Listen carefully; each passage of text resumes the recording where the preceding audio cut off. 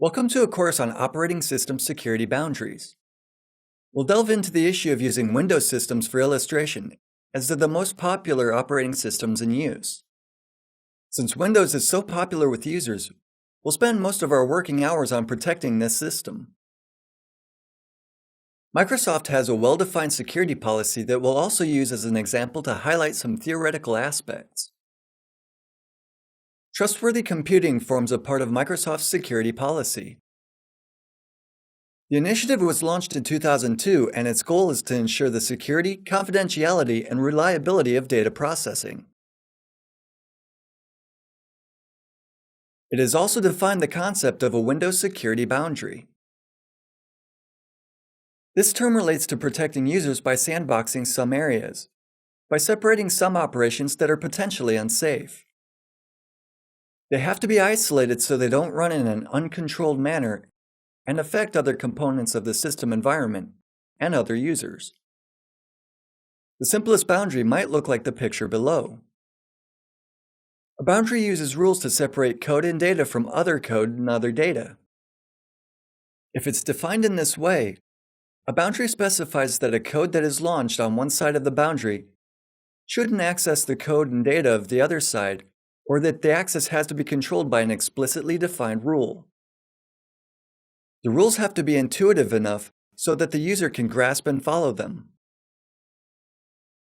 This means that an OS developer, in this case Microsoft, has to maintain the defined boundary. The developer has to react to all violations of the boundary and all attempts to cross it. If a security boundary is to isolate some processes, it has to be worth the time and money it will cost to maintain it. The rules used for a boundary have to be set explicitly. It can't be a state border, or the sort of border that you only need to slow down to cross through. It should be more like the border between North and South Korea. High fences, barbed wire, and a minefield in between. The boundary has to be strong enough to make unauthorized passage impossible, or at least significantly hinder it. If we assume it as such, it turns out that maintaining security boundaries could incur too great a price, not only for a system developer, but above all for users. If you had a chance to work with Windows Vista, you could witness this in practice.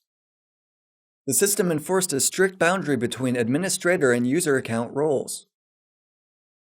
An example of this was Windows pop-ups that repeatedly asked whether you really wanted to execute an operation. Microsoft has learned their lesson, and new versions of the system are less bothersome. Although, as we'll see soon, the boundary still exists. The more boundaries a system implements, the less user-friendly it becomes. You can't put too much weight on security by reducing functionality. A violation of a security boundary has to be met with a prompt reaction from the software developer, or otherwise boundaries wouldn't perform their function. One peculiar thing about cybercrime is that developing an attack technique requires specialized knowledge, commitment, and also money. But a subsequent use of a pre-made scenario is much easier. After a given vector becomes automated, it's a walk in the park. Any boundary crossing has to entail an immediate reaction from software developers.